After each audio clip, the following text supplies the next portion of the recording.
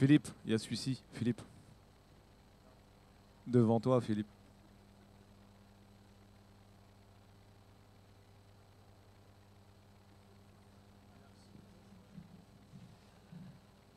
Voilà. Bonjour à chacun. Bonjour à chacune. Est-ce que vous allez bien ce matin? Yes. Très heureux de partager ce moment ensemble. C'est sur le rassemblement des bien-aimés que Dieu envoie la bénédiction. Voilà pourquoi ce matin on a vraiment cette conviction que Dieu va nous bénir les uns les autres. Amen. Alors je vous propose de se lever et puis vraiment on va prier que Dieu nous rencontre, Dieu nous visite. J'espère que vous êtes venus pour lui apporter le meilleur. Alléluia, parce qu'il le mérite. Le meilleur de votre louange, le meilleur de votre adoration. Que Jésus soit glorifié ce matin au milieu de nous et que vraiment la grâce de Dieu puisse se manifester avec force et puissance. À Dieu soit la gloire. Est-ce que tu peux juste te tourner vers ton voisin, vers ta voisine en disant « Tu as bien fait de venir, on va avoir une matinée bénie par la puissance de Dieu. » Alléluia.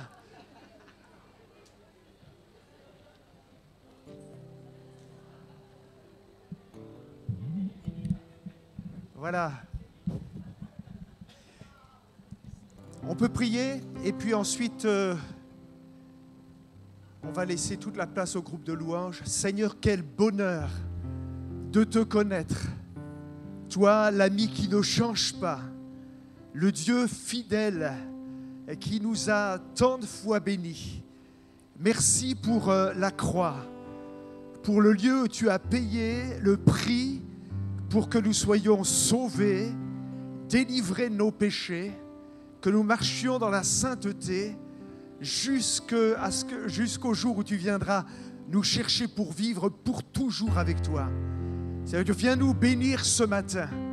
Viens visiter nos cœurs, Père Saint. Merci pour l'onction de Dieu qui brise les jougs, qui nous donne la liberté. Nous prions pour que ce matin, chacun entende ta voix. Je te prie pour que celui qui vient pour la première fois soit visité d'une grâce particulière. Je prie pour que dans ce lieu s'installe un climat de foi, de miracle, et que nous puissions, Seigneur, vraiment expérimenter et te connaître davantage encore. Seigneur, merci pour ta bonté et ta fidélité à notre égard. Viens nous bénir, Père, et viens remplir nos cœurs de ta bonne présence. Je t'ai prié, Père, dans le nom de Jésus, et le peuple de Dieu dit Amen. Est-ce qu'on peut élever nos mains vers le Seigneur? Est-ce qu'on peut donner gloire à Dieu? Je veux vous entendre. Est-ce que tu peux dire merci, Seigneur? Est-ce que tu peux célébrer la gloire du ressuscité? Merci, Seigneur. Merci, Seigneur. Dis-le avec tes mots à toi, parce que c'est lorsque l'on apporte au Seigneur qu'il peut nous donner avec liberté. Apporte ta louange, apporte ta reconnaissance, apporte ton amour. À Dieu soit la gloire. Merci Seigneur, je veux entendre des voix s'élever partout, partout, partout dans ce lieu. Dis-lui merci, dis-lui à toi la gloire, dis-lui que tu l'aimes parce qu'il est précieux, parce qu'il est digne de louange et d'adoration. Alléluia, merci Seigneur.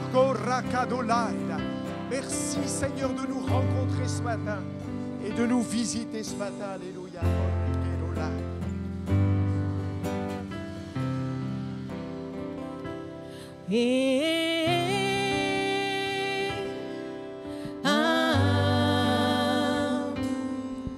Louons le Seigneur, il est vivant.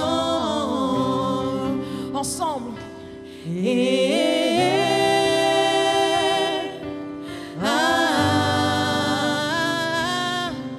Louons le Seigneur, il est vivant. Encore.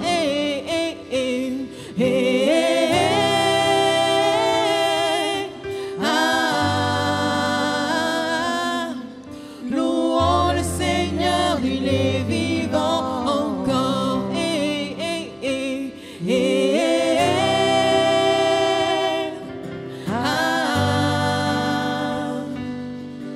Louons le Seigneur, il est vivant. Amen. Est-ce qu'on peut acclamer le Seigneur ce matin?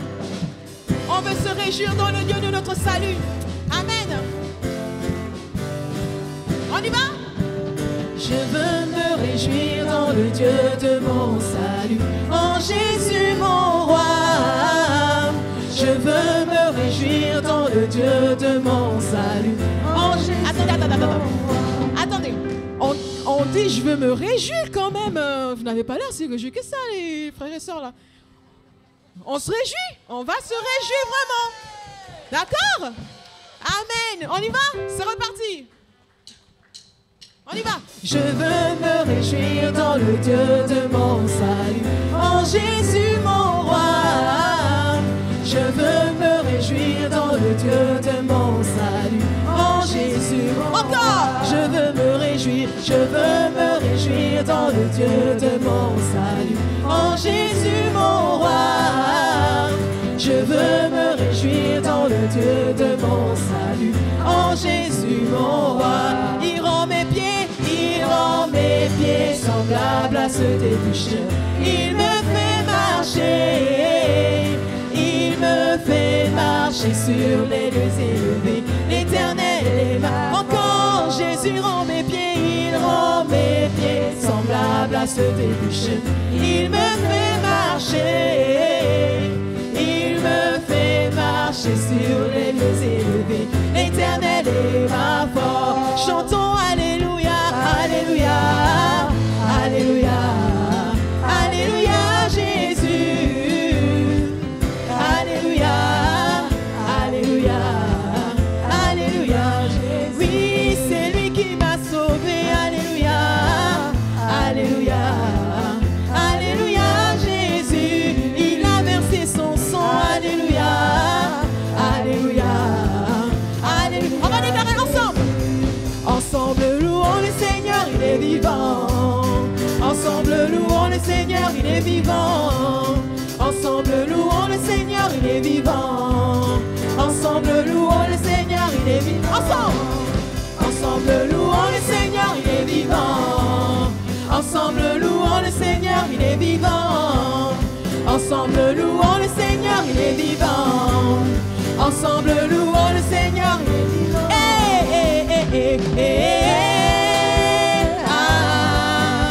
Louons le Seigneur, il est vivant.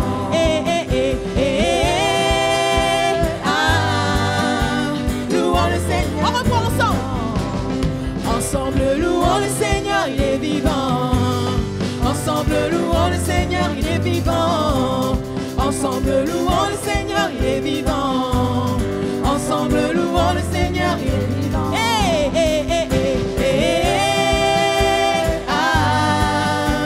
Louons le Seigneur, il est vivant.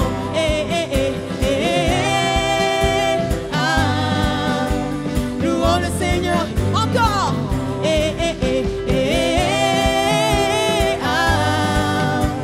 Louons le Seigneur, il est vivant.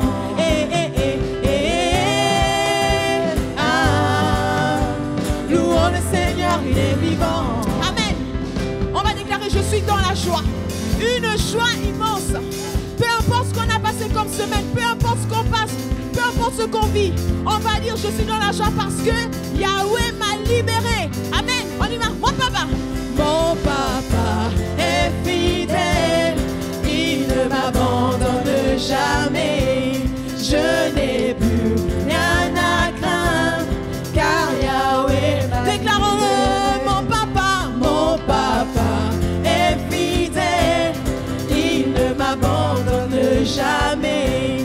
Je n'ai plus rien à craindre car Yahweh. Alors je suis dans la joie, je suis dans la joie, une joie immense. Je suis dans l'allégresse car Yahweh m'a. Je suis dans la joie, je suis dans la joie, une joie immense. Je suis dans l'allégresse car Yahweh. On va déclarer mon papa. Mon papa est fidèle. Il ne m'abandonne jamais.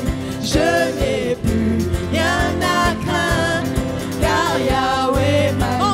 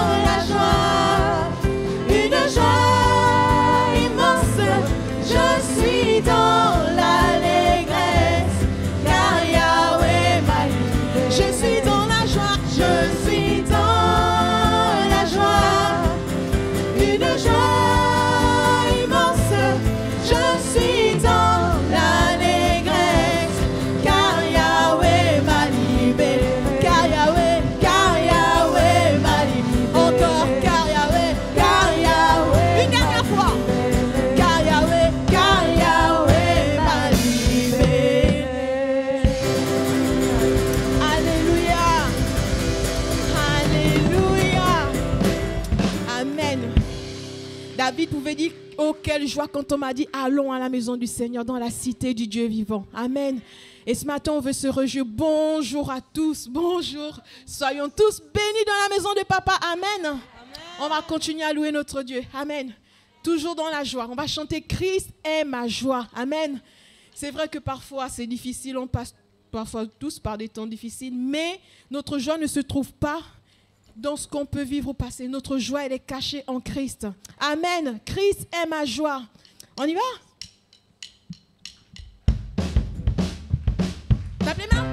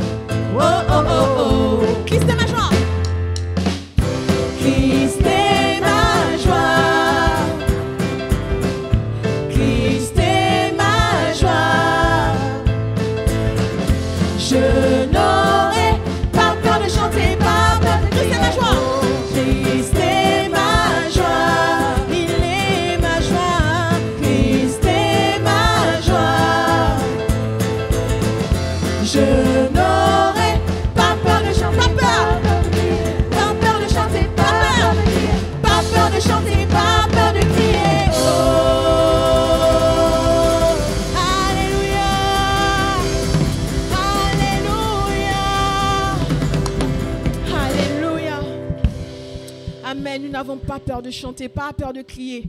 Face aux épreuves, on a un papa qui nous aime. Amen. Notre papa nous aime. Nous sommes les fils et filles du Dieu vivant, le créateur de l'univers. Amen. On va le chanter, on va le déclarer que mon Père, il m'aime. Alléluia. Peu importe les situations, peu importe les saisons, notre Père, il nous aime. Son amour est infini. Alléluia. Amen.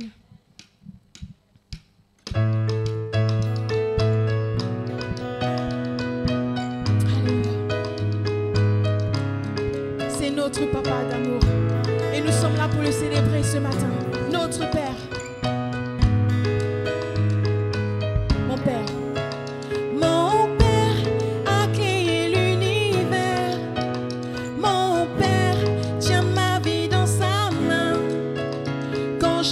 peur, c'est bien lui qui accourt. Si je perds pied, c'est bien lui qui me prend. On le déclare, mon Père. Mon Père a créé l'univers. Mon Père tient ma vie dans sa main. Quand j'ai peur, c'est bien lui qui accourt. Si je perds pied, c'est bien lui qui me... Parce que il m'aime, oh. Je suis le Fils du Dieu vivant, le Créateur de l'univers. Il m'aime, oh. Je suis le Fils du Dieu vivant. On va le répéter, parce que il m'aime, oh. Je suis le Fils du Dieu vivant, le Créateur de l'univers. Il m'aime, oh. Je suis le Fils du Dieu vivant, le Créateur de l'univers. Alléluia. On va déclarer, mon Père connaît toutes mes souffrances, il connaît nos angoisses. Mon Père connaît toutes mes souffrances. Mon Père connaît toutes mes angoisses. Quand je crie, il déploie son armée. Et si je pleure, c'est bien lui qui me rend. Mon Père connaît toutes mes souffrances. Mon Père connaît toutes mes angoisses. Quand je crie, il déploie son armée. Et si je pleure, c'est bien lui qui me rend. Parce que il m'aime, oh. Je suis le Fils du Dieu vivant, le Créateur de l'univers. Il m'aime, oh. Je suis le Fils du Dieu vivant, le Créateur. Parce que il m'aime, oh. Je suis le Fils du Dieu vivant, le Créateur de l'univers. Il m'aime, oh. Je suis le Fils du Dieu vivant. Alors on va déclarer, cesse de pleurer. Je cesse de pleurer, je cesse de pleurer. Je marche la tête haute, je saisis la victoire. Mon Père est devant moi, mon Père est mon soutien. Si tout lui appartient, alors je n'ai plus peur. Je cesse de pleurer, je cesse de pleurer. Je marche la tête haute, je saisis la victoire. Mon Père est devant moi, mon Père est mon soutien. Si tout lui appartient, alors parce qu'il m'aime, oh. Je suis le Fils du Dieu vivant, le Créateur de l'univers. Il m'aime, oh. Je suis le Fils du Dieu. Déclarons-le parce que il m'aime, oh. Je suis le Fils du Dieu vivant, le Créateur de l'univers.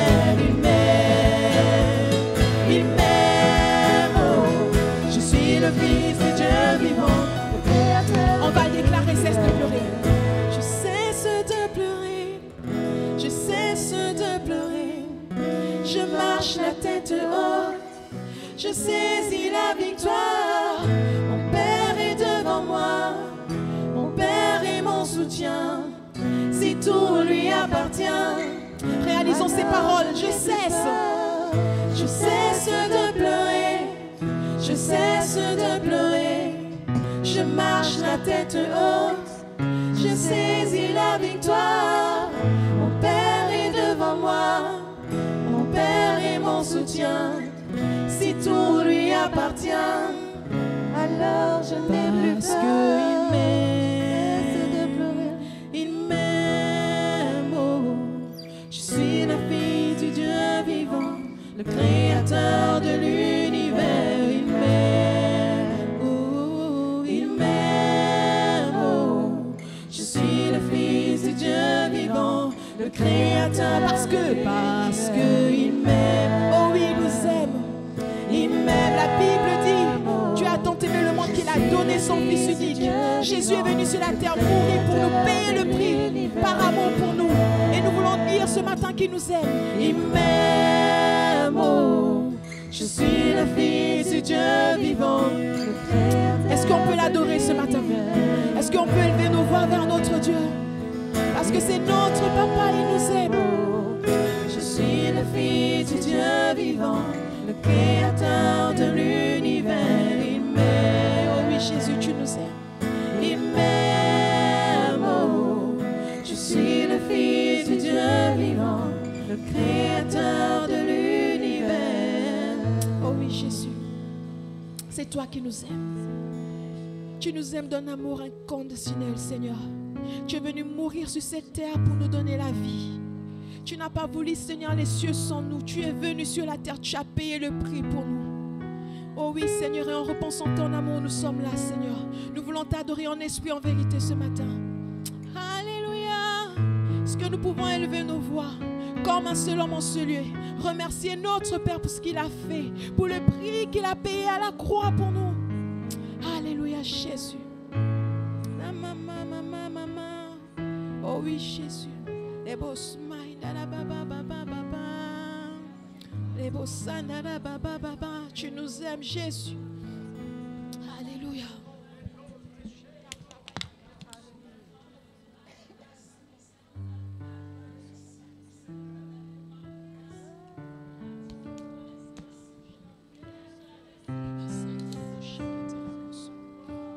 Nous sommes là pour toi, Jésus.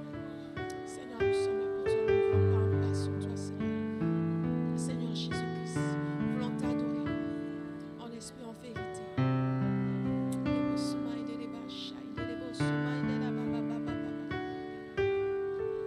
La Bible dit que notre Seigneur siège au milieu des adorations de son peuple. Notre Dieu siège au milieu des adorations de son peuple. Donnons-lui l'adoration qu'il mérite ce matin. Ne restons pas la bouche fermée devant un Dieu si grand. Si nous sommes encore là aujourd'hui ce matin, c'est parce qu'il nous a fait grâce. Et rien que pour ça, peu importe ce que nous passons, ce que nous traversons, rendons-lui toute la gloire. Oh oui, Seigneur Jésus. Alléluia. Nul n'est comme toi, Jésus. Toi, le Dieu infiniment grand, l'éternel puissant, le roi majestueux, Seigneur Saint-Esprit.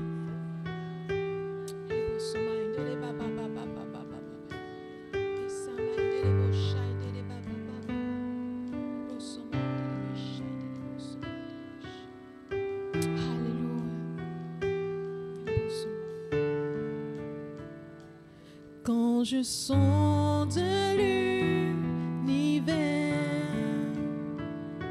les astres que tu as créés, les océans, les mers, tout me révèle ta majesté. Alors mon âme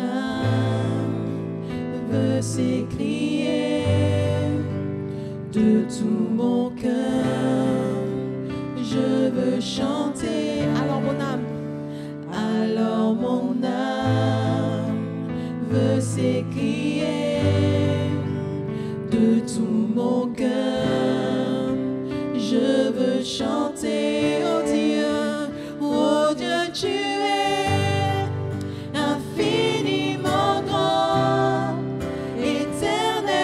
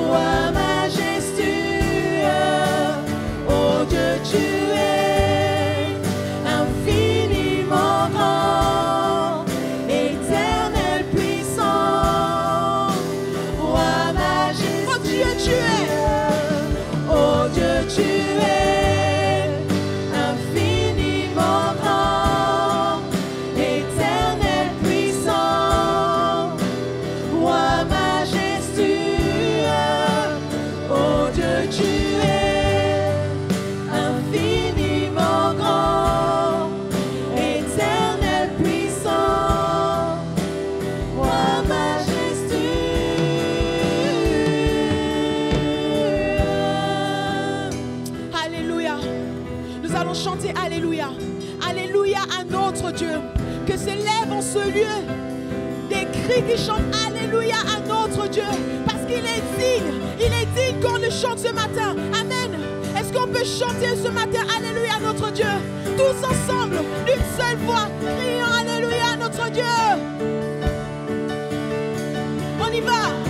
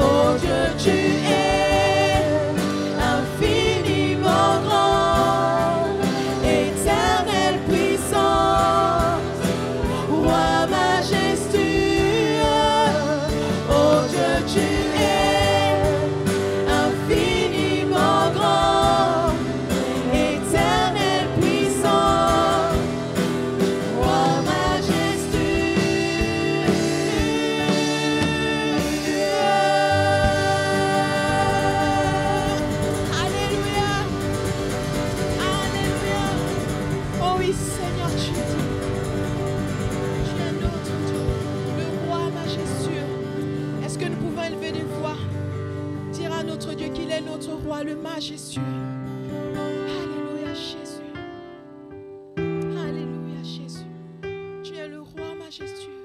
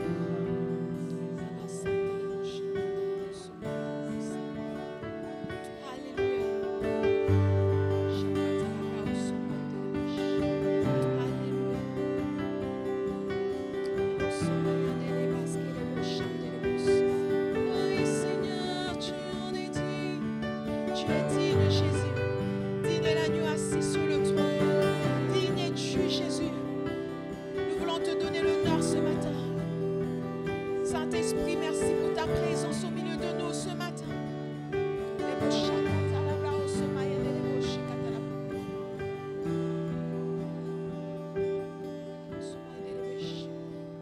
Alléluia. Ta présence, Jésus. Merci Saint-Esprit pour ta présence au milieu de nous. Merci parce que tu es là. Seigneur Saint-Esprit. Alléluia. Alléluia.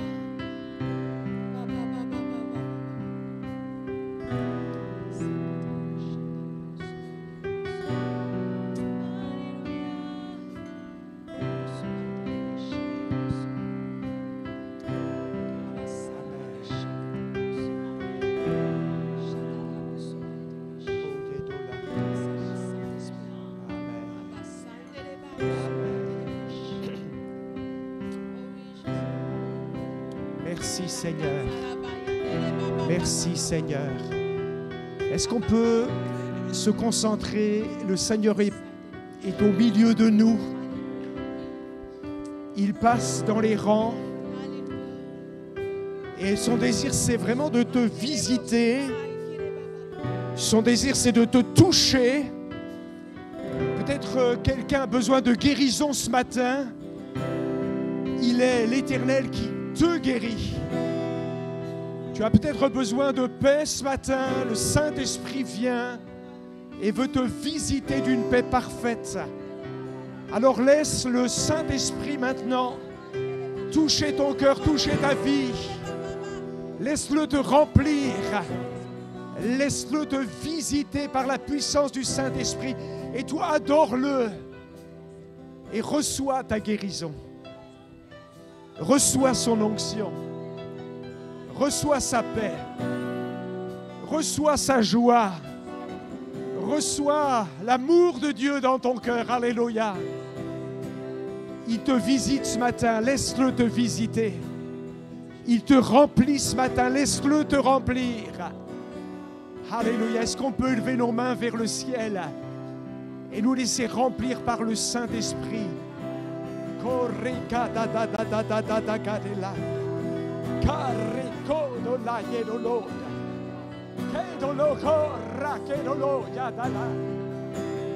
Louange, honneur et gloire à toi.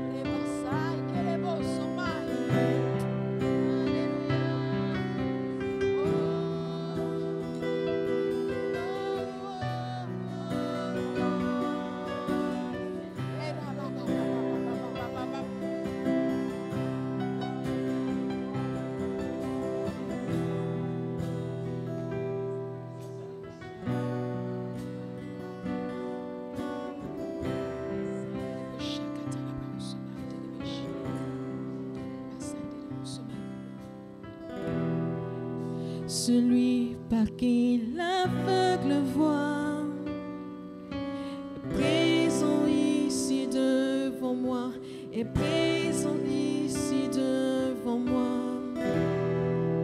Celui par qui le son entend, il éteint toute peur en moi, il éteint toute peur en moi. Oui, je crois en toi. Oui, je crois en toi. Tu es le Dieu des miracles. Déclare-le ce matin. Oui, je crois. Je crois en toi. Tu es le Dieu des Oui, miracles. Je crois en toi. Déclare-le. Tu es le Dieu des miracles. Oh,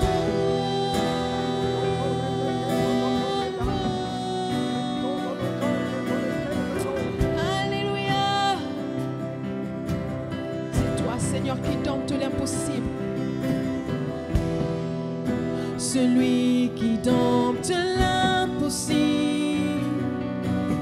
me tend sa main et œuvre en moi, me tend sa main et œuvre. Celui qui a vaincu la mort, celui qui a vaincu la mort, donne la vie qui abonde en moi, donne la vie qui abonde en moi. Oui, je crois.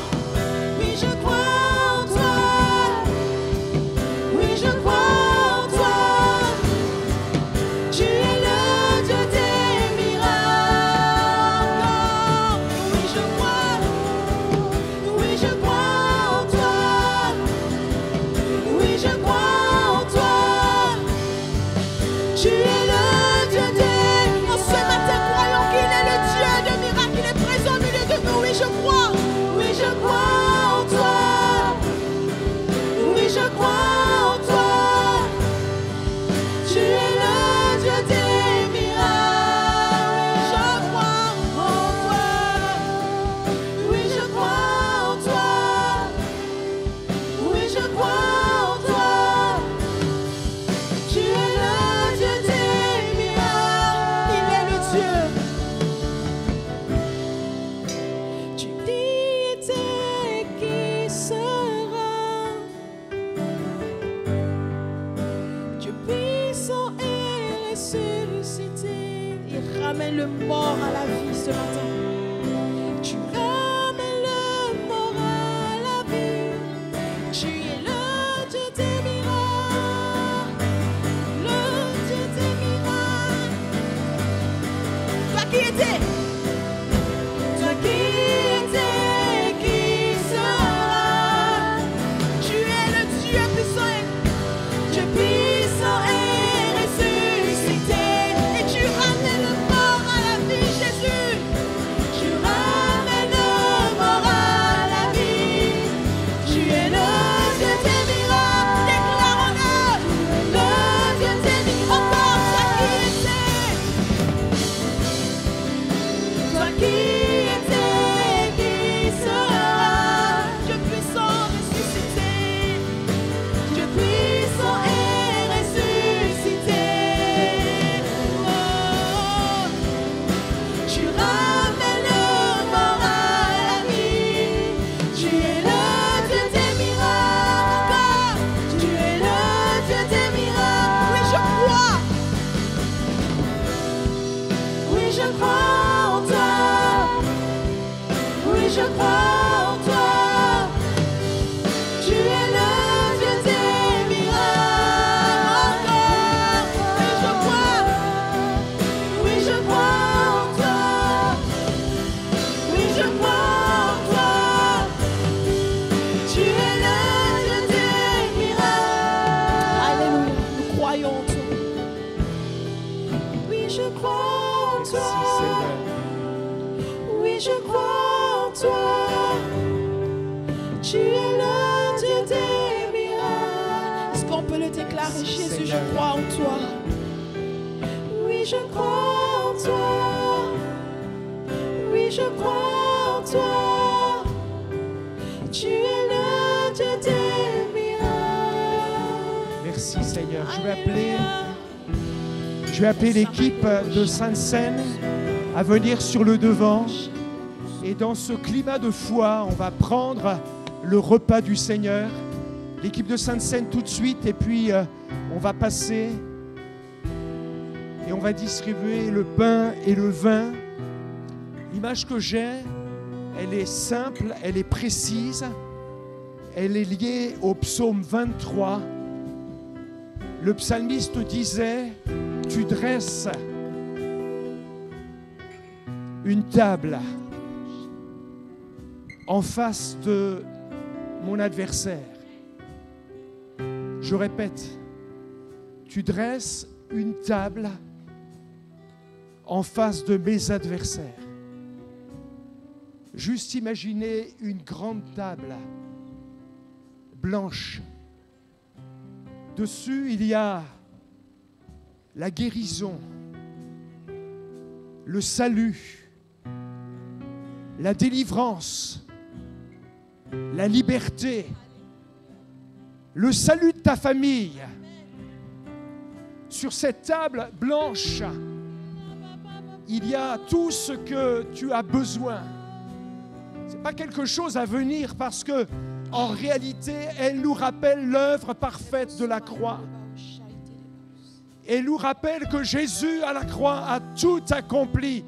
La table est dressée ce matin. Vous et moi, nous avons la liberté, la possibilité de venir à cette table et de prendre ce que Christ a accompli pour toi à la croix. Il a fait alliance avec chacun de nous. As-tu besoin de guérison ce matin? Alors en prenant la coupe, en prenant le pain, déclare, il me guérit. En prenant la coupe, en prenant le pain, tu as peut-être besoin, toi qui doutes de ton salut, de déclarer, il m'a sauvé. Il a écrit mon nom dans le livre de vie. Tu as besoin de paix. Alors ce matin, en prenant l'alliance, le pain, le vin, eh bien déclare qu'il a le pouvoir de visiter ton cœur d'une paix parfaite.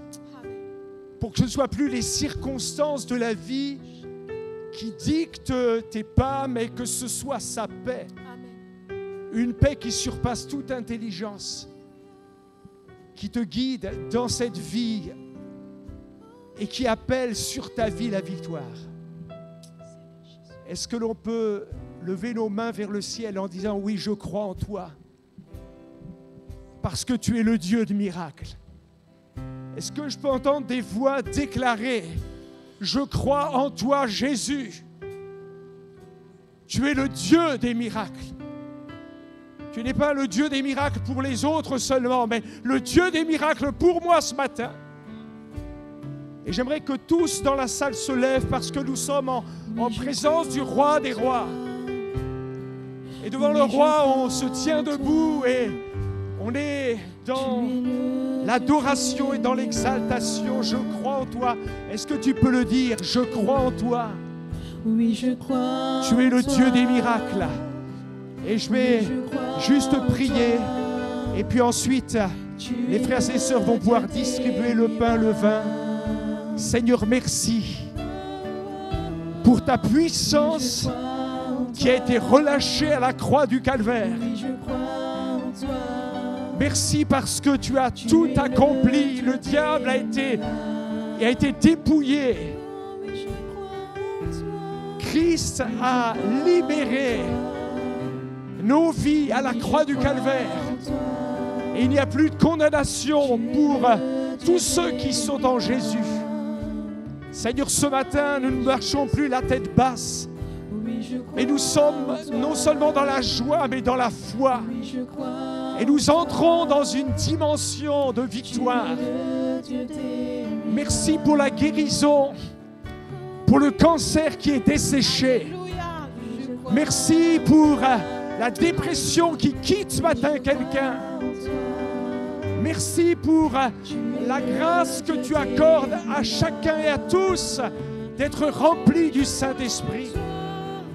Ce sont les fruits de l'œuvre que tu as accomplie à la croix pour chacun de nous.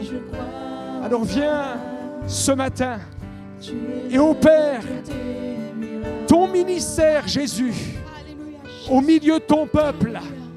Guéris, libère, délivre. Visite les corps comme les âmes et les esprits. Alléluia.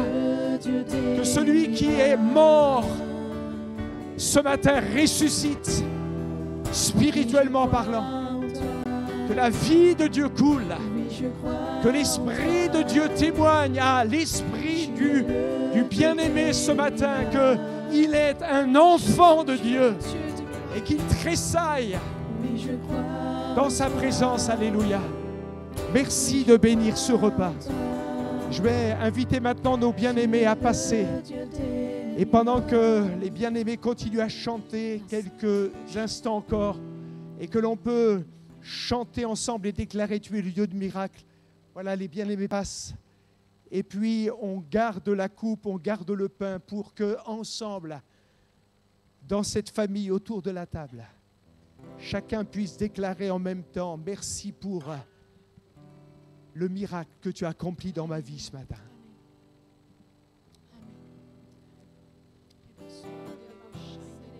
Oh, Yedolaka. Rakadalaka.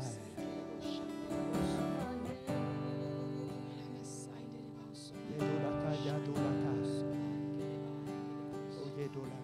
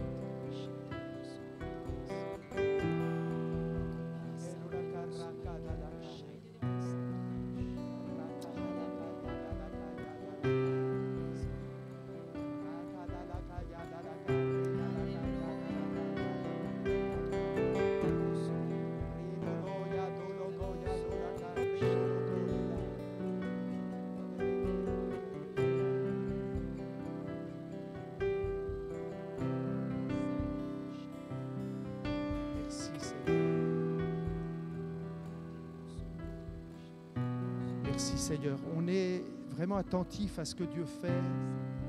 On se prépare à prendre le pain, le vin. On veut écouter quelques pensées spirituelles qui vont affermir notre foi ce matin. Pendant les chants, je voyais une grosse balance. Vous savez, les balances avec 2 plateaux, les anciennes balances.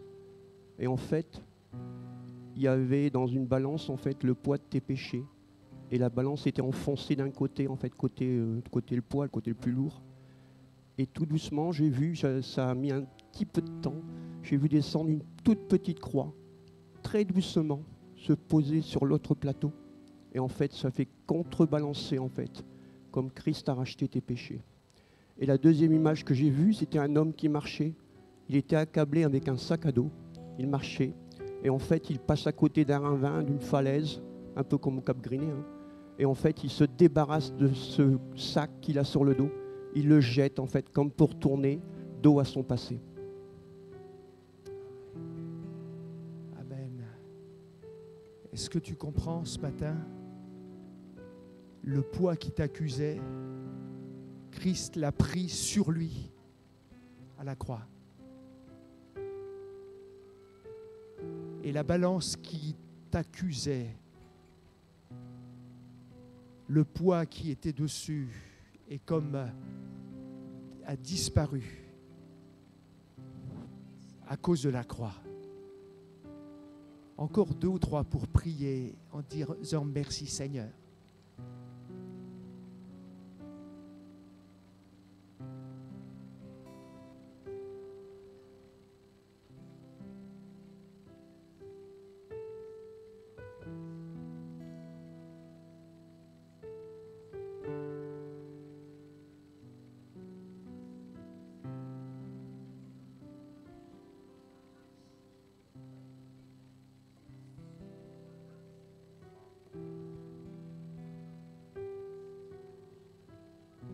Amen.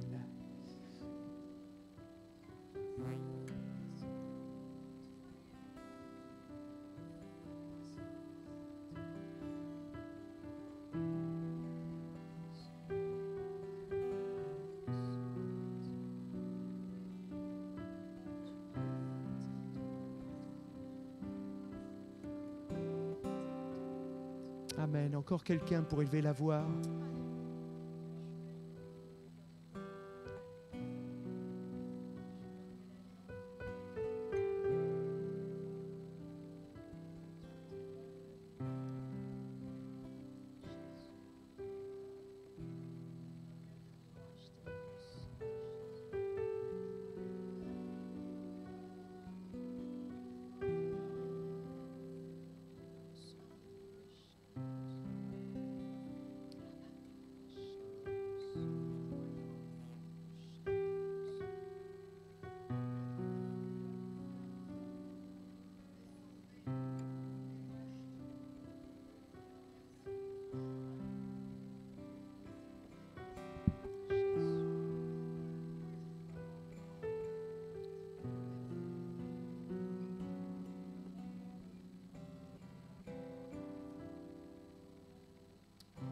Amen. Voilà, on va prendre le repas du Seigneur.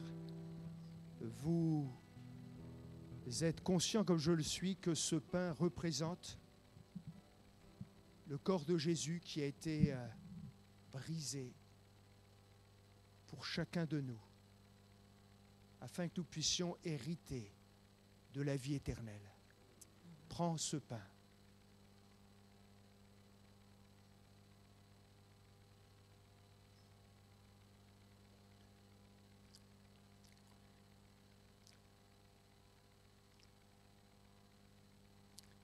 La coupe que tu tiens, elle est à l'image du sang de Jésus qui a coulé sur la croix, coulé de ses mains, de ses pieds, de son côté percé. Le sang qui te lave, le sang qui fait alliance, le sang de Jésus. Est-ce qu'on peut prendre cette coupe et dire merci Seigneur?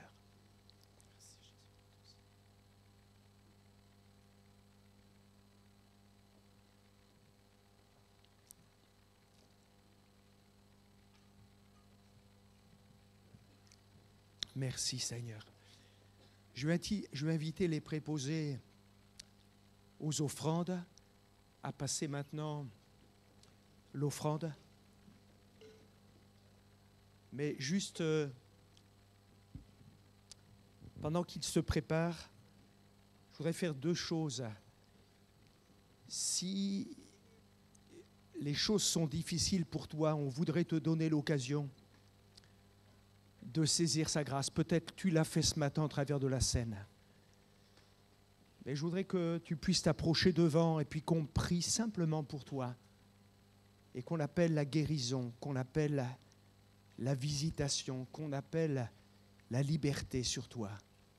Si dans ton cœur, tu sens que tu as besoin d'être visité, fortifié, si tu as besoin de victoire, parce que Dieu manifeste ce matin sa victoire. Alors approche-toi et avec les anciens et avec les pasteurs, on va prier pour toi. S'il n'y a pas besoin, il n'y a pas besoin. Mais s'il y a besoin, c'est maintenant.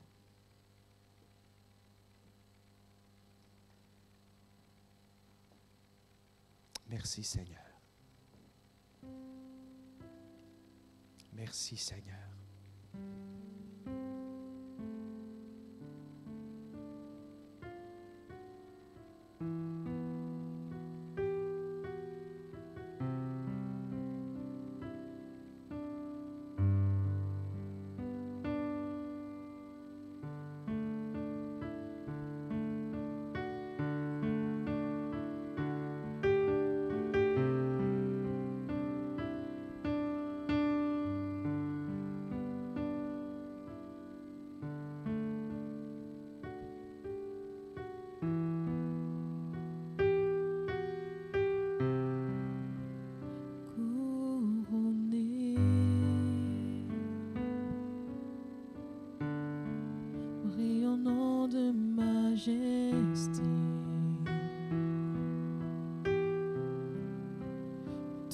l'univers proclame ta grandeur.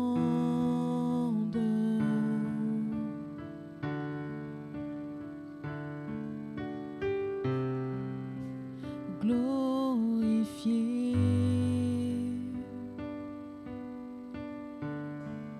par les anges prosternés,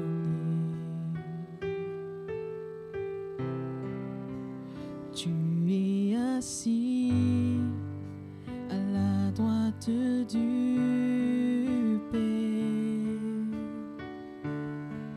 Jésus, Jésus, merveilleux nom, qui est semblable à toi, ô Dieu.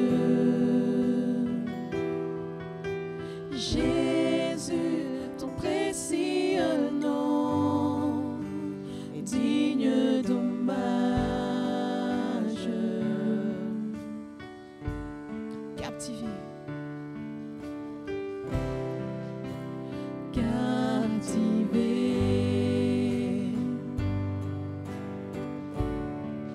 par l'éclat de ta beauté, nos voix s'élèvent,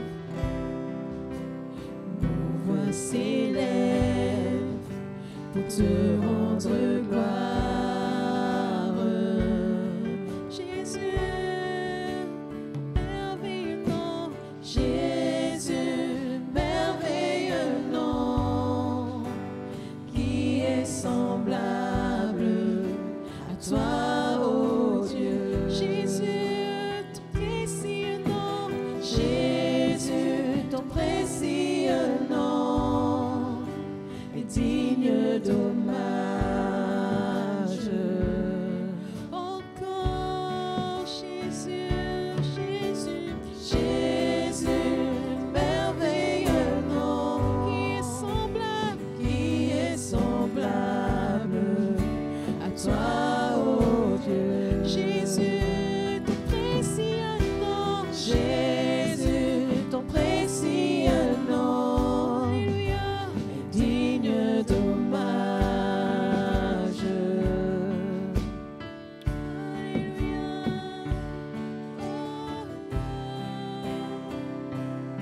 Tu es le Jésus, oh oui, tu es notre maître, notre roi. Alléluia, Jésus. Oh oui, Seigneur Saint-Esprit, tu touches ce matin, tu visites. Consolateur, consolateur,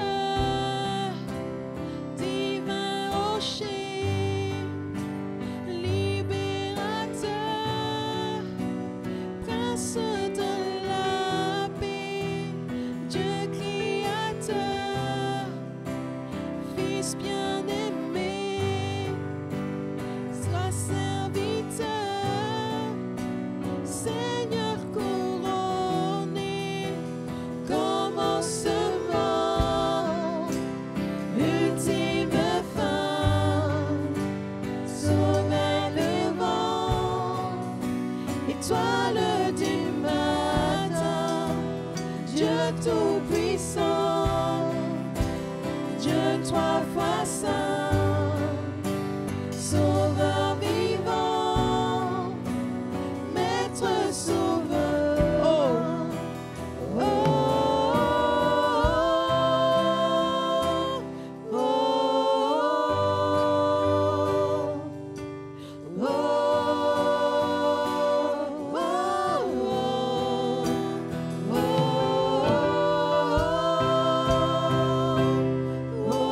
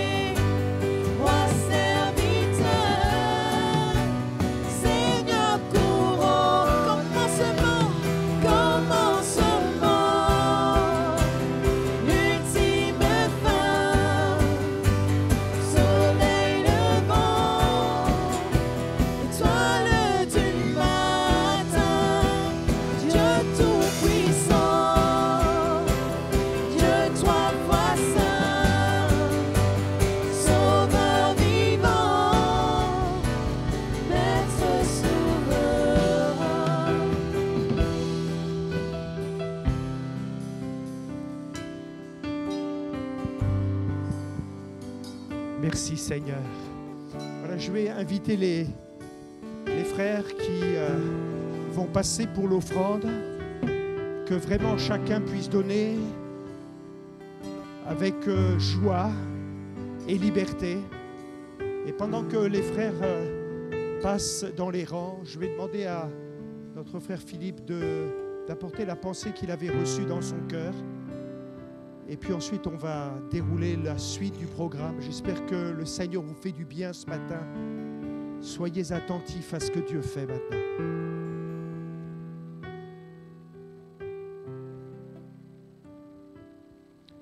La pensée que j'ai eue, je vous invite à lire chez vous parce que c'est trop long à lire ici, c'est prendre 1 Chronique 14, du verset 8 au verset 17. En fait, c'est David qui a une onction royale. Et nous, si on est né de nouveau, on a une onction en tant que fils de roi. Jésus est le roi des rois, mais on a quand même une onction royale. Si on a une onction royale, c'est-à-dire qu'on a l'autorité dans nos vies sur les circonstances de la vie. Le combat de la foi est là, présent. Et bien souvent, l'ennemi se présente devant nous. On ne doit pas avoir craindre et on ne doit pas avoir peur. On ne doit pas être troublé dans l'adversité. Et ce qui est intéressant, c'est que David, quand les Philistins se présentent, il demande à Dieu, il prie. Et Dieu lui donne une stratégie. Et il gagne. La deuxième fois, les Philistins se représentent. Les Philistins, ça parle des ennemis de nos âmes. David prie. Dieu lui parle et lui donne une autre stratégie. La pensée que j'avais, c'est qu'il faut faire attention au travers de nos expériences de ne pas en faire des doctrines. Parfois, Dieu nous permet de vivre quelque chose de spécial, de personnel, mais attention de ne pas en faire une doctrine parce que notre base est quand même basée sur la parole de Dieu. Donc on peut vivre des expériences, mais attention de ne pas faire nos expériences une doctrine. Jésus n'a pas toujours guéri de la même manière. Ce qui est important, c'est donc surtout la pensée de ne pas faire une doctrine, mais c'était aussi la notion de prier, d'écouter Dieu, mais quand Dieu nous parle, c'est d'obéir à Dieu. Parce qu'en fait, même quand Jésus, dans le désert, a résisté au diable, il est marqué que le diable partit et qu'il reviendrait à un autre moment. Et nous, on va de victoire en victoire. Donc, à des moments, on est des victoires, mais le diable, l'ennemi de nos âmes, attend un autre moment opportun. Et de cela, il faut bien veiller et prier et rentrer dans la stratégie de la parole de Dieu. Parce que c'est la parole de Dieu qui fera autorité. Aussi, attention à nos émotions qui peuvent nous diriger et n'en faisons pas des expériences et des doctrines vraiment acquises. Mais veillons, prions. Soyez bénis.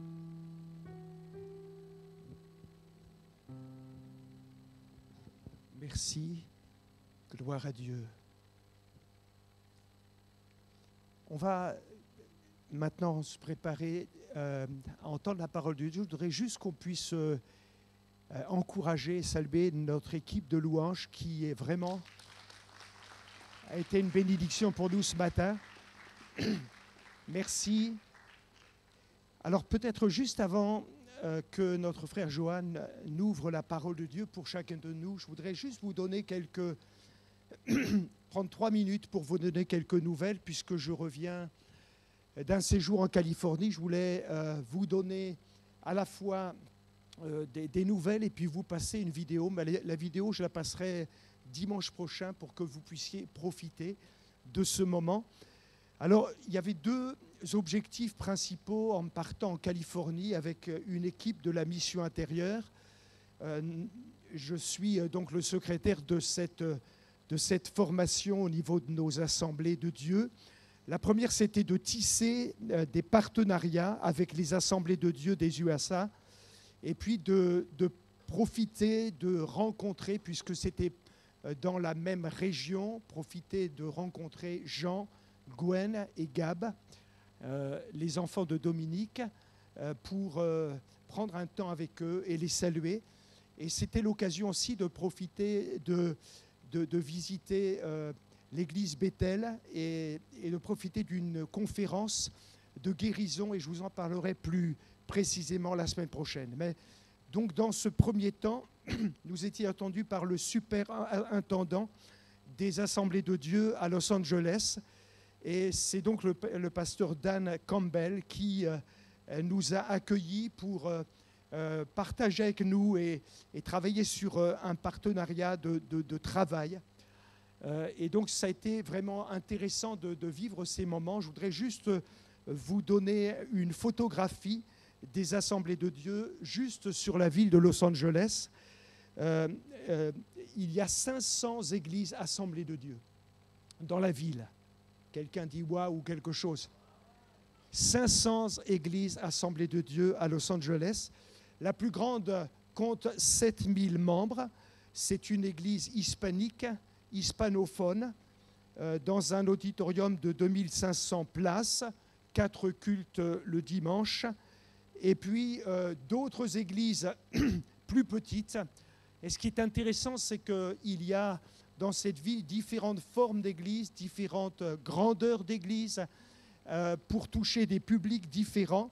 Vous savez que dans les assemblées de Dieu, c'est en 1907 que pour la première fois, vous avez entendu parler du réveil d'Azusa Street, que l'évangile a été annoncé, que les églises assemblées de Dieu ont été fondées. Et depuis cette date, il y a évidemment des églises historiques qui composent le paysage chrétien, donc avec des gens qui donc ont une culture évangélique bien installée. Et puis parallèlement, parce que l'idée c'est de toucher un public jeune, ils ont autorisé que dans le même quartier, il y ait des églises beaucoup plus jeunes, avec des méthodes de travail qui permettent aux jeunes d'aujourd'hui de pouvoir recevoir le Seigneur Jésus et d'être visités. Et j'ai beaucoup aimé ce que disent les frères dans ces églises aînées. Ils disent, frères et sœurs, aidez-nous à toucher ceux qui ne connaissent pas Jésus. Et puis, ils disent, aidez-nous à toucher vos petits-enfants. Et donc, dans ces églises aînées, eh bien, il y a vraiment ce cœur pour que s'implantent différentes églises dans le quartier avec une vision différente, mais pour prêcher Jésus.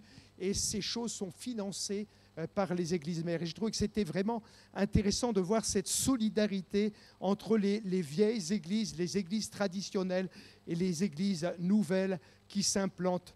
À lui soit la gloire. Ce qui m'a touché aussi, c'est l'emphase qui est donnée pour la mission. Vous savez que toute église qui vit vraiment sa mission doit avoir une vision missionnaire.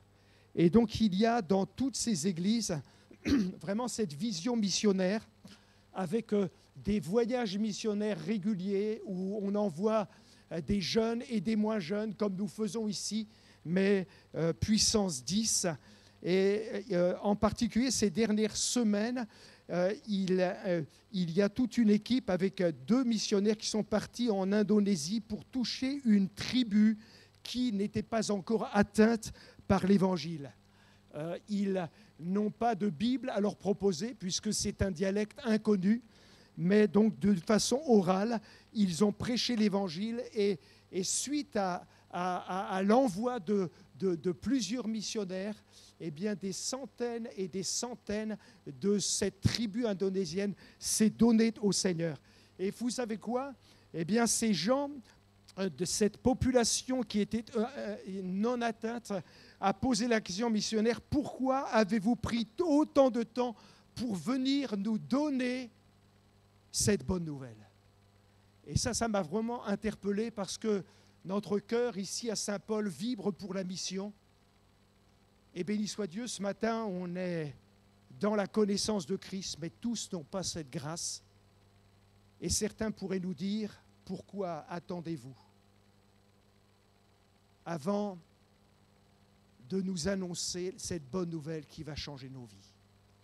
Et puis la troisième chose que j'ai notée, c'est le slogan de toute cette région, mettre de la vitesse dans la lumière. C'est un slogan qui parle de l'idée d'une accélération de l'Évangile dans 2023.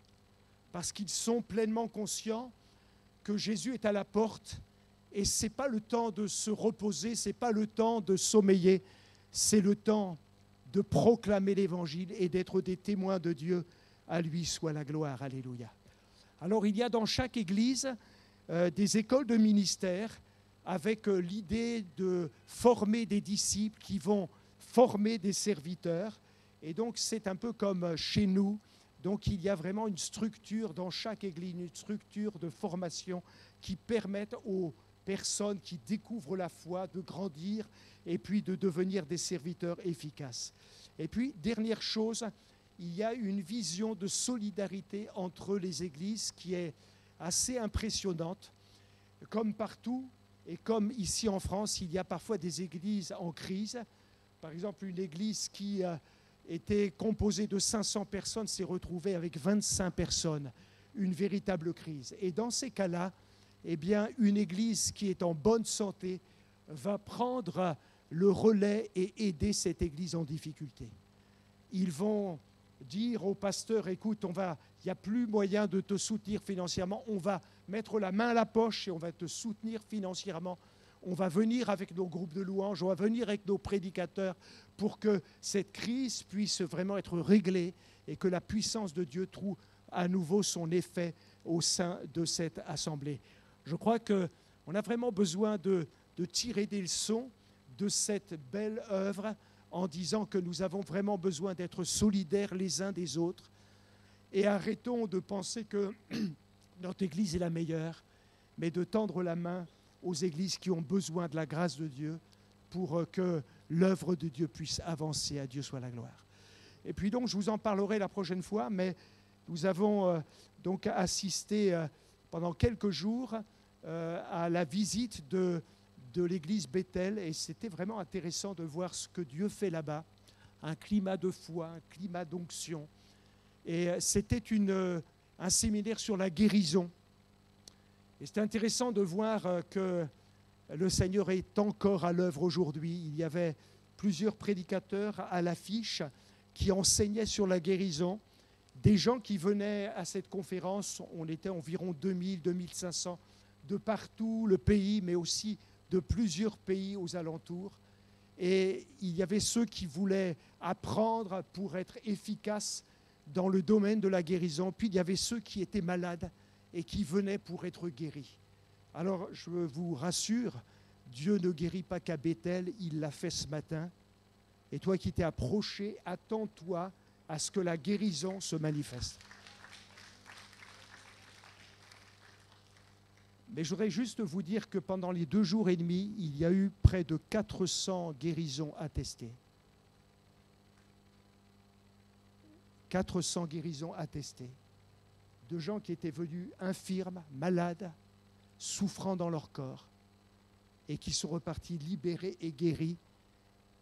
Et je crois que c'était juste le résultat d'un temps, parce que Dieu continue son œuvre. Ce que je veux dire, c'est que, et vous le verrez la semaine prochaine quand on passera la vidéo, Dieu ne change pas, il est le même hier, aujourd'hui, éternellement.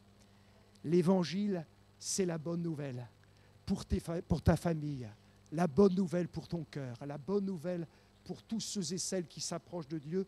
Et c'est ce que j'ai réalisé durant ce séjour. Alors, vous avez le bonjour de Gab, il va bien.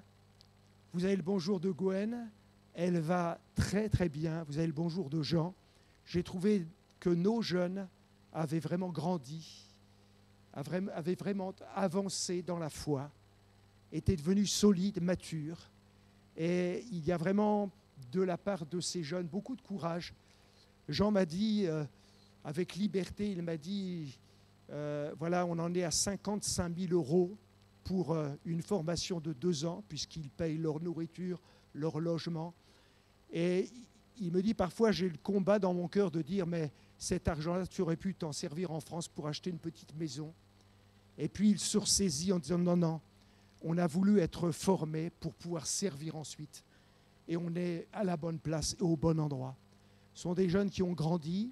Jean est en 3e année, c'est donc une année de leadership et donc il s'occupe d'un groupe d'une 20aine de personnes. Et je vois vraiment ce caractère de leader qui s'affirme de plus en plus. Gwen est pareille à elle-même, à la fois tranquille, paisible, mais déterminée. Et Dieu l'utilise, Dieu les utilise. Ils sont vraiment beaucoup appréciés. Il y a 6 ou 7 Français sur 1500 étudiants. Ce n'est pas beaucoup, mais je crois en réalité que c'est vraiment important que nous puissions comprendre que Dieu bénit cette jeunesse. Il y avait donc 1500 jeunes en feu que j'ai vus et qui étaient passionnés pour Jésus. Et à chaque soirée, à chaque après-midi, ils étaient là pour prier pour les gens, pour prophétiser sur les gens. Et quelle incroyable révolution que de voir des jeunes qui autrefois étaient dans leur drogue, dans leur misère, servir Dieu dans le cadre de cette école. Franchement, ça donne envie. Que Dieu puisse nous bénir ensemble. Est-ce qu'on peut juste se lever et dire « Seigneur, bénis ta parole maintenant », puis je laisse la place à Joanne maintenant. On se lève tous ensemble. Seigneur, nous sommes devant toi, conscients que tu es à l'œuvre dans cette Église, conscients que tu es à l'œuvre dans ce pays de France, conscients que tu es à l'œuvre dans le monde. Seigneur, nous voulons vraiment te dire, nous voici pour te servir. Nous voulons que tu nous utilises, nous voulons que tu te révèles à notre cœur et que vraiment dans ce temps où la parole va être prêchée, que nous puissions disposer nos cœurs à entendre ta voix. Seigneur, merci parce que c'est cette parole qui suscite en nous la foi et qui nous fait grandir. Bénis notre frère Johan et conduis-le, Seigneur, dans ce temps de partage de ta parole au nom de Jésus. Amen. Amen, amen. Alléluia. Amen.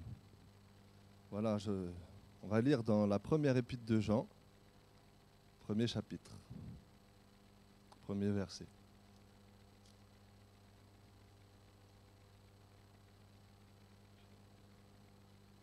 Ce texte servira plus d'introduction plutôt que d'être le texte sur lequel je vais prêcher particulièrement.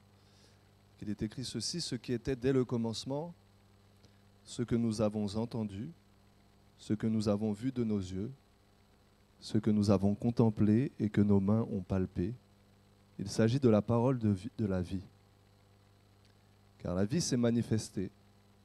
Nous avons vu, nous rendons témoignage et nous vous annonçons la vie éternelle qui était auprès du Père et qui s'est manifestée à nous.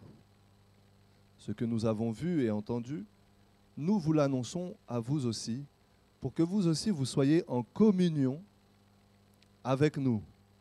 Or, notre communion est avec le Père et avec son Fils Jésus-Christ. Cela, nous l'écrivons pour que notre joie soit complète. Amen. Le titre là, de la prédication, c'est « Connais-tu réellement Dieu ?» Et je pourrais même dire « Connaissons-nous » puisqu'il faut s'inclure. Connaissons-nous réellement Dieu? Et on va essayer de voir 3 points principaux tirés de l'épître et de l'évangile de Jean qui vont nous amener à une conclusion et pourra répondre sans doute à cette question avec des éléments. Jésus dit dans sa prière sacerdotale, c'est la prière de Jean chapitre 17, il commence la prière en disant « La vie éternelle, c'est quoi?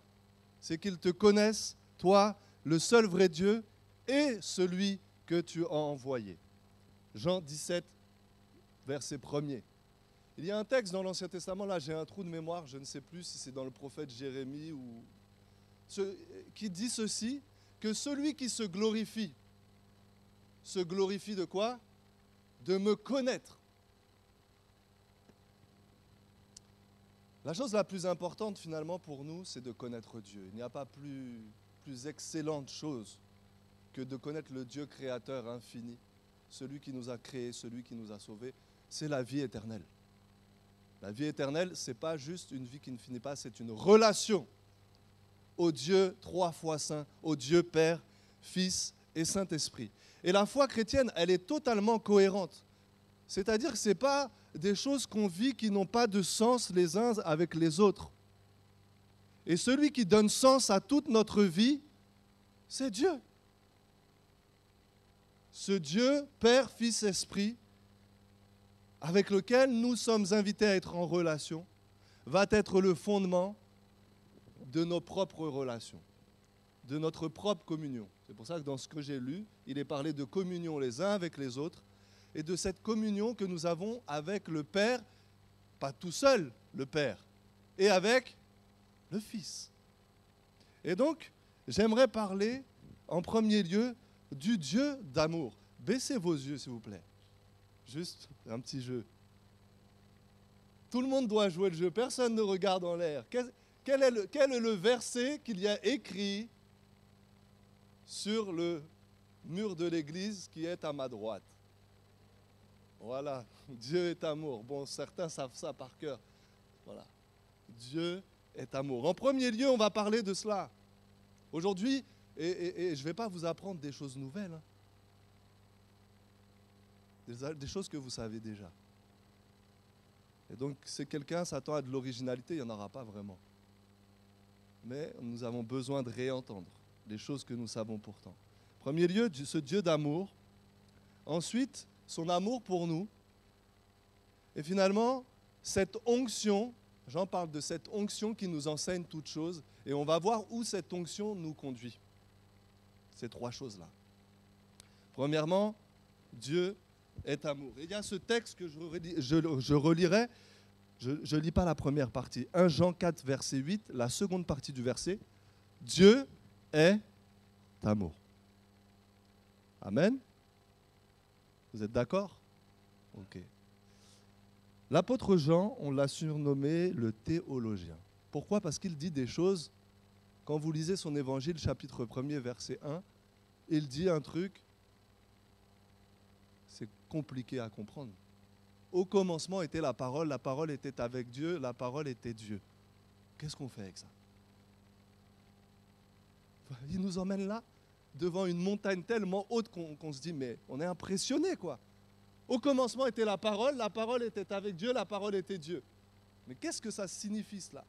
Alors il nous faut faire, les amis, et je suis désolé de vous embarquer là avec moi, mais il faut faire ça. Il faut faire un peu de ce qu'on appelle de la théologie. Il faut voir un peu la doctrine chrétienne.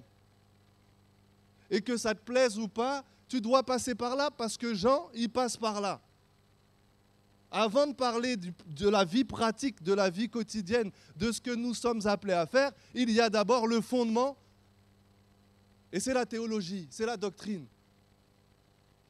Alors, un jour, on était au groupe d'ados à Cergy et on pose cette question au groupe d'ados. Pourquoi Dieu nous a-t-il créés? C'est une question théologique profonde. Pourquoi nous sommes venus à l'existence? Pourquoi Dieu a tout fait? Point d'interrogation. Et là, je ne veux pas me moquer de la réponse qui a été donnée, mais c'est juste pour souligner quelque chose. L'ado de répondre, mes parents m'ont dit que c'est parce que Dieu, il s'ennuyait. Et la réponse de cet ado, elle est sans doute partagée par plusieurs, sans qu'on le formule peut-être de cette manière grossière. Mais pourquoi Dieu a-t-il créé? Mais cette question-là, elle renvoie à une autre question que j'aimerais vous poser. Mais qui Dieu aimait-il avant de nous avoir créés? On dit qu'il est amour. Nous n'avons pas toujours existé. Qui Dieu aimait-il?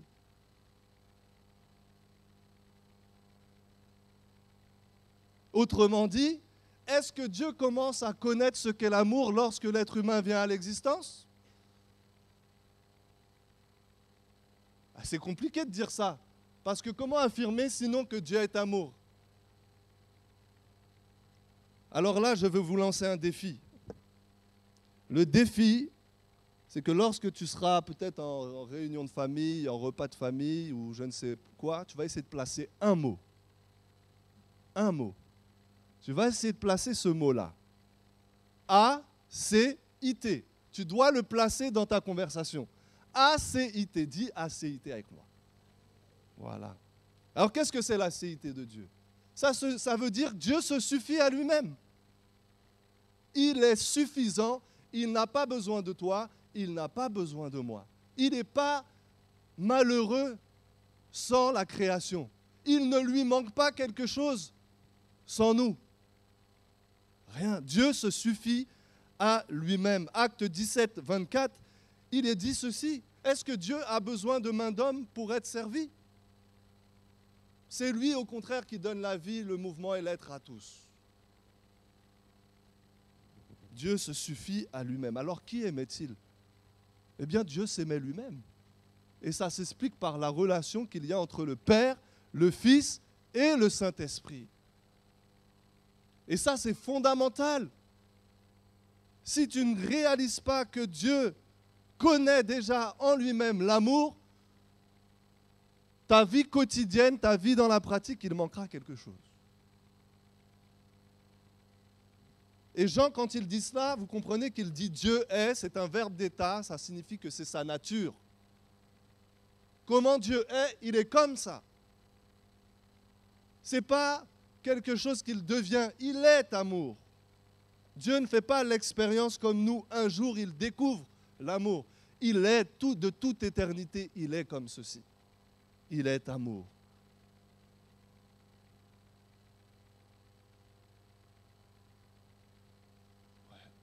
Et ça doit marquer notre esprit et notre cœur. Dieu ne change pas. Il ne commence pas à aimer lorsque nous venons à l'existence. Il est amour. C'est important de le rappeler. Mais ça, cette compréhension que nous avons du Dieu d'amour doit être dépoussiérée d'une compréhension parfois qui n'est pas tout à fait juste. Et je le dis pourquoi? Parce que parfois nous opposons le Dieu d'amour au Dieu qui se met en colère. L'amour de Dieu, la grâce de Dieu d'un côté, sa justice et sa colère, comme si Dieu était opposé à lui-même. Et on arrive des fois à des conclusions. Ça, c'était Dieu dans l'Ancien Testament. Mais ce Dieu-là, il est presque schizophrène, il a changé dans le Nouveau. C'est plus le même. Le Dieu de l'Ancien Testament, c'est exactement le même que celui qu'on trouve dans le Nouveau. Le même Dieu d'amour, c'est ce Dieu qui était amour dans l'Ancien Testament. C'est ce Dieu qui était plein de grâce dans l'Ancien Testament. Et le Dieu de colère qu'on paraît trouver dans l'Ancien Testament, c'est le même Dieu de colère qu'on trouve dans le Nouveau. Le même Dieu qui manifeste sa justice.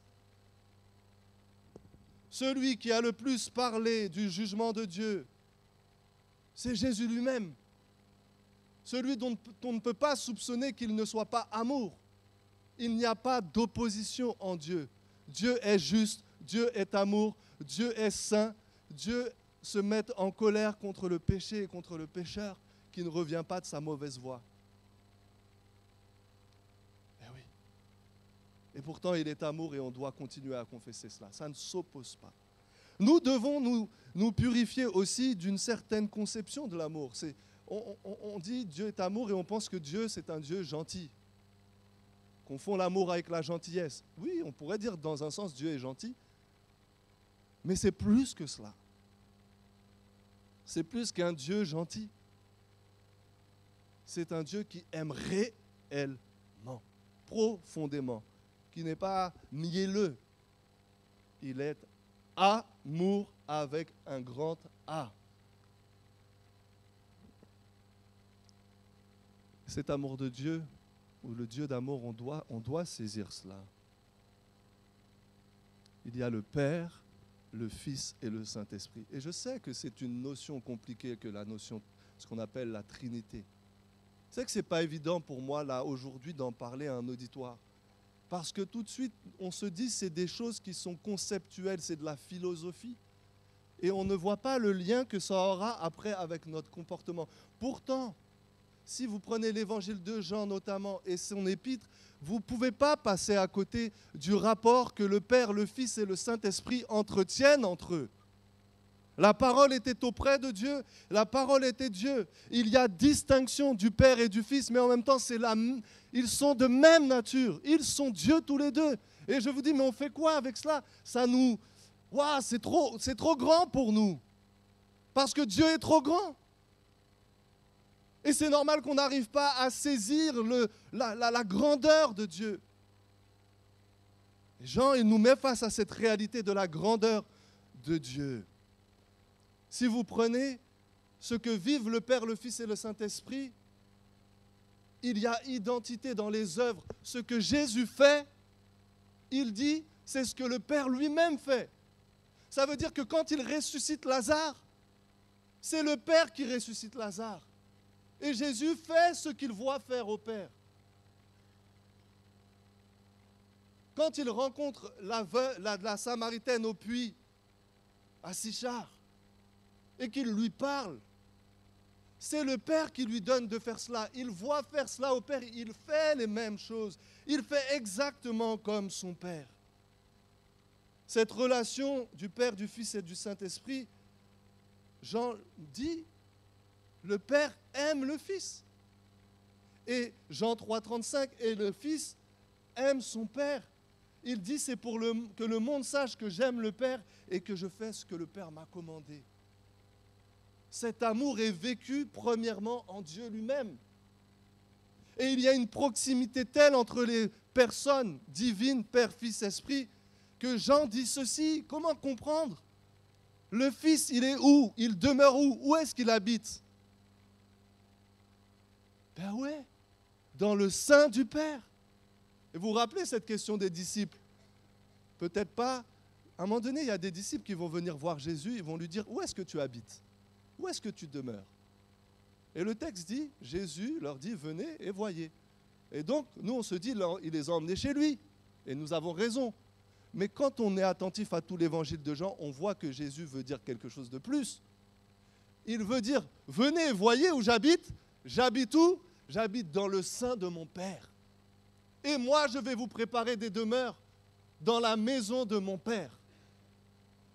Jésus, c'est ce qu'il dit, mystère. Il habite, il demeure dans son Père. Il n'y a pas de relation plus proche possible que celle que le Fils a avec son Père. Et quand on parle du Saint-Esprit, vous voyez cela aussi. Jésus dit quoi? Le Saint-Esprit fera quoi? Il prendra de ce qui est à moi et vous le donnera. Et il dit ceci, quand le Saint-Esprit vient habiter en toi, qui vient habiter en toi? Le Père et le Fils. Waouh! Le Dieu Trinitaire, Père, Fils, Esprit, vient habiter en nous par le Saint-Esprit. Je sais que j'en ai peut-être perdu certains, mais tu ne peux pas passer à côté de cette réalité-là. Tu dois y réfléchir, tu dois méditer. Je n'ai pas dit que tu vas tout comprendre parce que nous ne sommes pas Dieu. Mais tu dois te laisser impressionner par Dieu. Tu dois te laisser émerveiller par sa grandeur.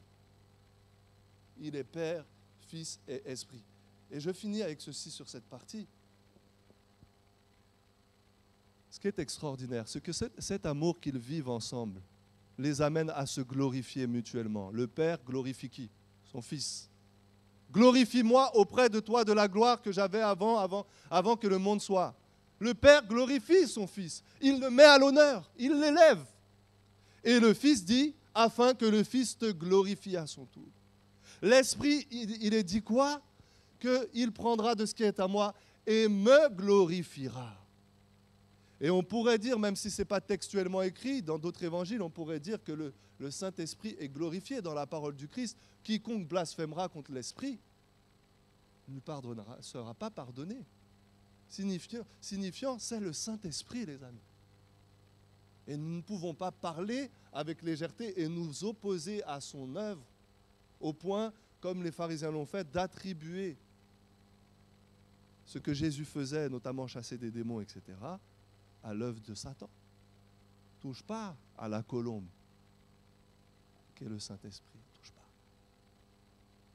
Glorification mutuelle. Voilà ce que vivent, et là j'ai été obligé d'aller vite, le Père, le Fils et l'Esprit. Ils s'aiment, ils sont en communion. Ils partagent quelque chose ensemble, c'est leur même nature. Ils sont un seul Dieu. Deuxièmement, ce sera peut-être plus simple. Ce Dieu-là, qui est comme ça, ne peut pas faire autrement que de nous aimer. Parce qu'il l'est comme ça. Et Jean va dire ceci dans 1 Jean, chapitre 3, verset 1. Il dit, regardez, quel amour le Père nous a donné. Il parle à des gens qui connaissent Dieu. Il leur dit, regardez, voyez quel amour le Père nous a donné, que tu puisses être appelé enfant de Dieu. Si Dieu t'appelle son enfant, c'est qu'il t'a aimé à un point que tu ne peux pas imaginer et tu es appelé à regarder à cela, à te rappeler cela, à te souvenir de cela, à ne jamais oublier ça. C'est en ceci que l'amour de Dieu s'est manifesté parmi nous. Dieu a envoyé son Fils unique dans le monde pour que nous vivions par lui. Et cet amour, ce n'est pas que nous ayons aimé Dieu, mais que lui nous a aimés et qu'il a envoyé son Fils comme l'expiation de nos péchés. 1 Jean 4, 9 à 10. Le Père nous aime, Jésus dit, le Père nous aime comme il a aimé son propre Fils. Et Jésus dit qu'il nous aime comme le Père l'a aimé. Il n'y a pas de plus grand amour que cela. Dieu t'aime comme il aime son propre Fils.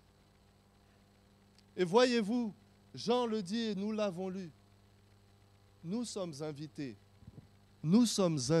à la communion de ce Dieu Père, Fils, Esprit.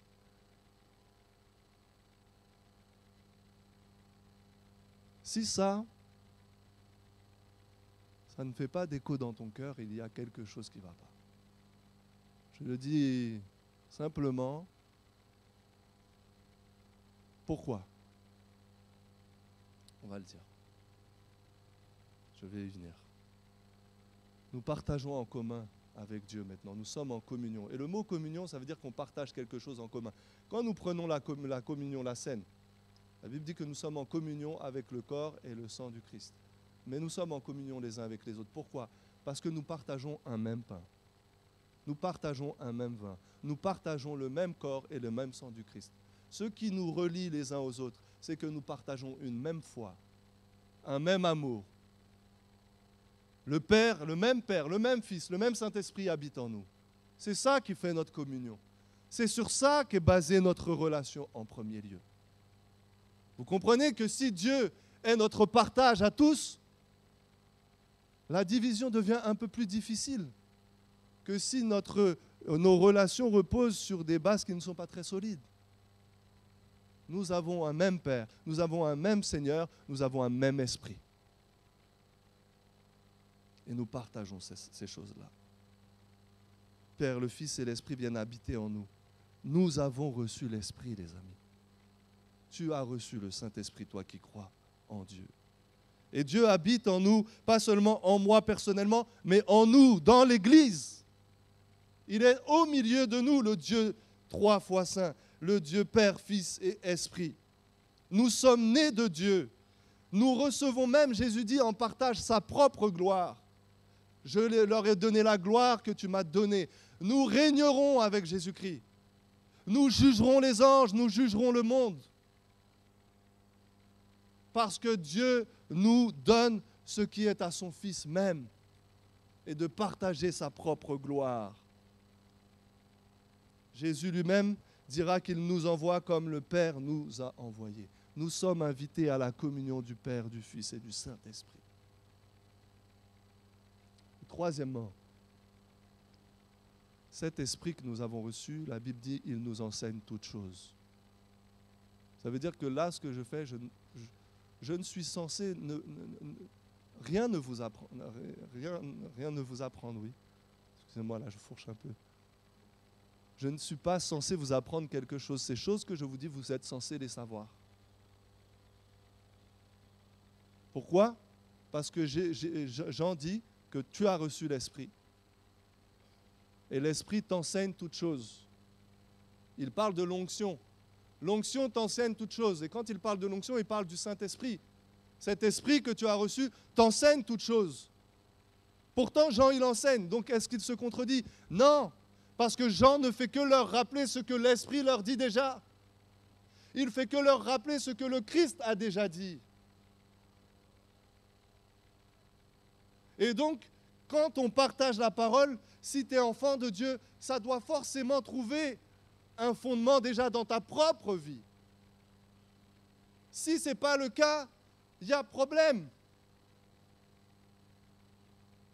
Si ce que je dis de la parole de Dieu ne renvoie pas à une réalité que tu vis déjà, il manque sans doute cette naissance d'en haut.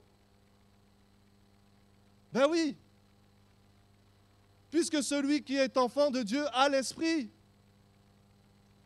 Et celui qui a l'Esprit est conduit dans la vérité.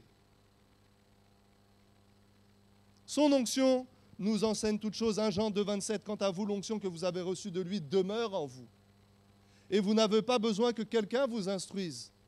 Mais comme son onction vous instruit surtout qu'elle est vraie et qu'elle n'est pas mensonge, demeurez en lui comme elle vous y instruit. Et voyez-vous, la première chose que l'Esprit de Dieu fait, c'est de nous faire demeurer dans le Père et dans le Fils. Ah ouais, les amis. La première chose que l'Esprit de Dieu nous pousse à faire, c'est à habiter dans le Père et le Fils, c'est à demeurer là, à demeurer dans son amour. La première chose que l'Esprit fait, c'est de faire confesser quelqu'un concernant Jésus-Christ. Jésus est Seigneur. Et ce que Jean montre, c'est le lien entre l'Esprit et le Fils. Celui qui dit être conduit par l'Esprit confesse Jésus-Christ venu dans la chair. Celui qui dit être conduit par l'Esprit s'attache à qui? Au Fils. Est passionné par Jésus. Il aime le Seigneur. Parce que l'amour de Dieu est répandu dans notre cœur par l'Esprit. Il nous illumine concernant ce que Jésus a fait pour nous. Et il nous invite, il nous presse, il nous pousse à demeurer dans cet amour. Et ce qui est dit ensuite, c'est que celui qui demeure, celui qui habite en Dieu, il fait quoi?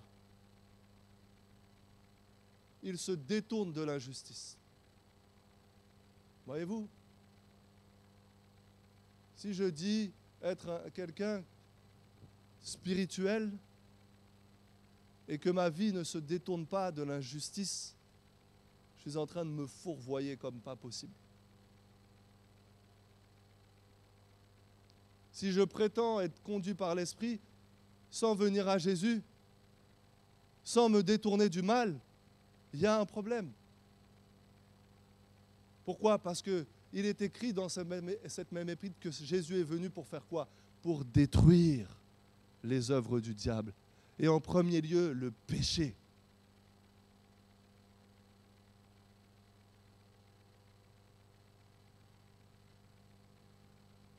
Et en dernier lieu, cette onction, cet esprit, nous appelle à la communion les uns avec les autres.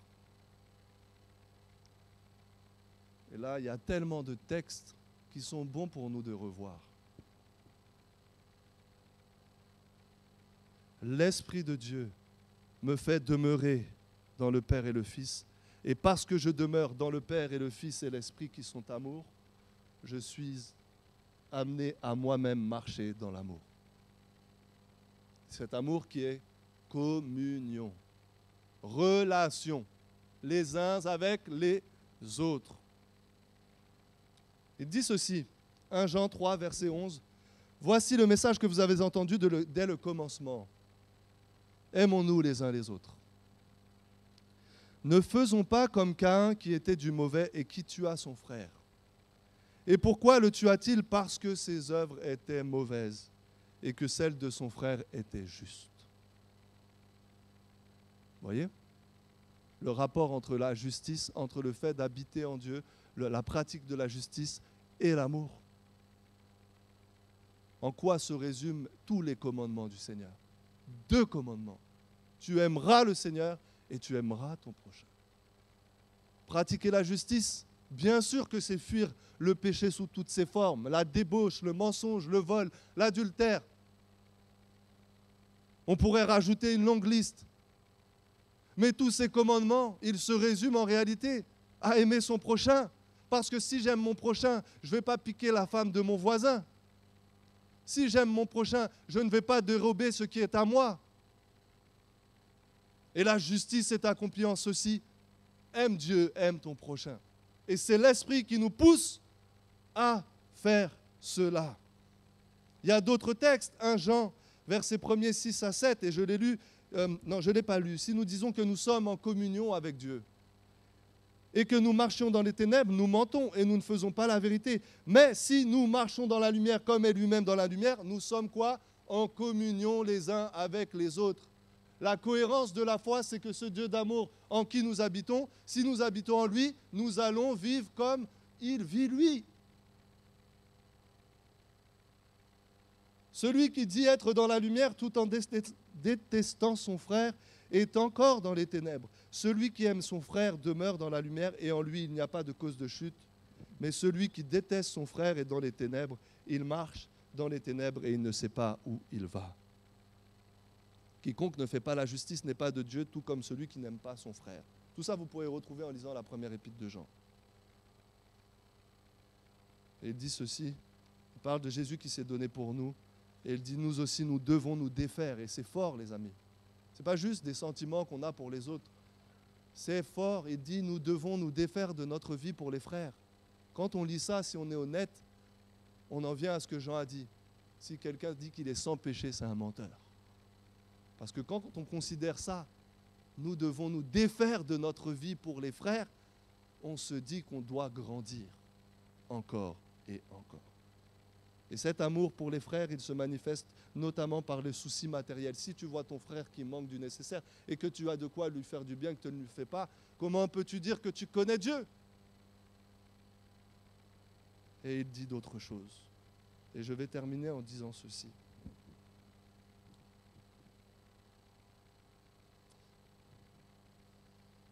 À la fin de deux de ses épîtres, deuxième et troisième épître de Jean, il dit une chose qui m'a interpellé il y a quelque temps.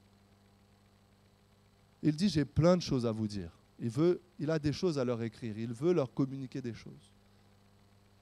Mais il dit, je préfère le faire quand je viendrai vous voir et que je serai présent avec vous de corps. Et chez Jean, vous voyez qu'il a été marqué par la proximité des personnes divines. Le Père et le Fils et l'Esprit sont proches les unes des autres. Ils ne peuvent pas être plus proches, elles habitent mutuellement les unes dans les autres.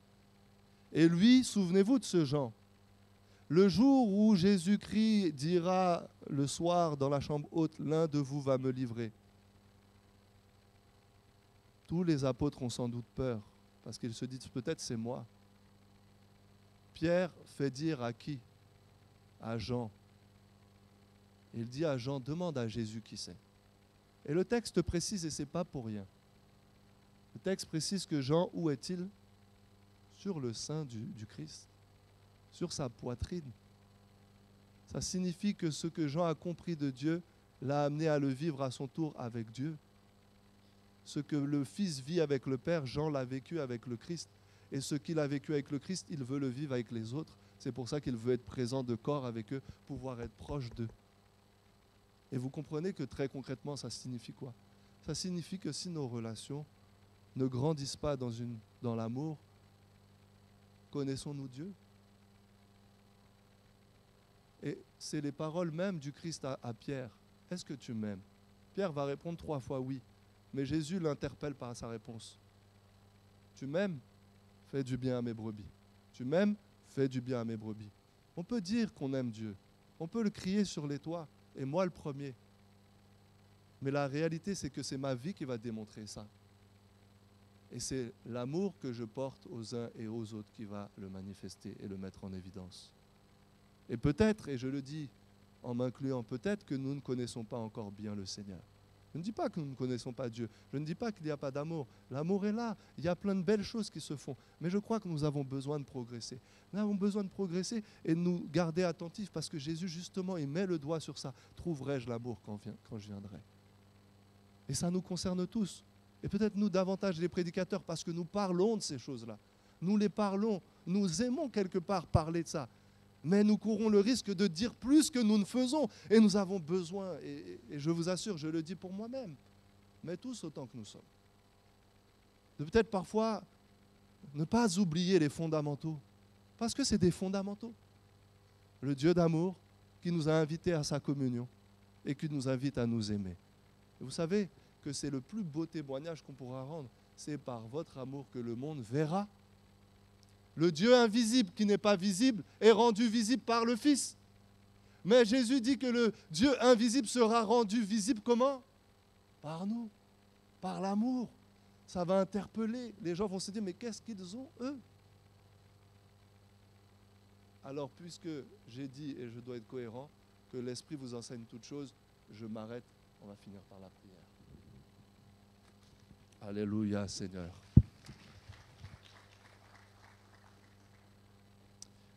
Notre Dieu, simplement, merci, ta parole, elle est la vérité. Et on a besoin qu'elle nous interpelle. Et je prie tout simplement que tu ouvres nos yeux pour qu'on te connaisse. Et que par cette connaissance, nous soyons transformés dans notre cœur, au plus profond de notre être. Et que ça nous amène à vivre mieux. À mieux vivre. Et en premier lieu, nos relations. Il y a tellement de travail à faire. Seigneur, qu'il y ait un rapprochement dans cette Église des uns et des autres, de poursuivre le travail de l'amour, Seigneur. Fais cela, que personne ne méprise son frère. Seigneur Jésus, tu es venu vers nous alors que nous n'étions pas aimables. Et tu nous envoies vers les autres. Seigneur, tu nous envoies vers celui qui ne nous ressemble pas. Tu nous envoies vers celui avec lequel humainement nous n'aurions peut-être pas d'affinité. Permets-nous de vivre ces choses. Seigneur, que ça ne reste pas juste des mots, des belles paroles, un beau slogan, mais que ce soit une réalité que nous vivons. Puisque Jean dit, n'aimez pas en parole seulement, mais en action et en vérité. Aide-nous, Seigneur. Et ce qui peut nous aider, c'est que toi-même, tu nous fasses réaliser quel Dieu grand, quel Dieu d'amour tu es, et qu'on puisse bénéficier nous-mêmes de cet amour, Seigneur. On veut goûter à cet amour. Parce que celui qui a été aimé, c'est celui-là qui peut aimer. Alors donne-nous ce matin de goûter à ton amour. Et nous te demandons pardon. Pardon pour toutes les choses que nous faisons qui ne disent pas, qui témoignent contre nous, que des fois nous ne te connaissons pas. Alors pardonne-nous, Seigneur, la dureté de notre cœur. Pardonne-nous, Seigneur, tout ce que nous faisons et qui n'est pas en accord avec ce que nous avons lu et entendu ce matin. Au nom de Jésus, que ton esprit nous enseigne et nous interpelle dans le quotidien de notre vie. Au nom de Jésus. Amen. Alléluia. Alléluia. Voilà, je vais inviter peut-être la personne... Valentin, c'est toi qui fais les annonces? Ben vas-y, viens. Et ensuite, l'équipe de louange va terminer par un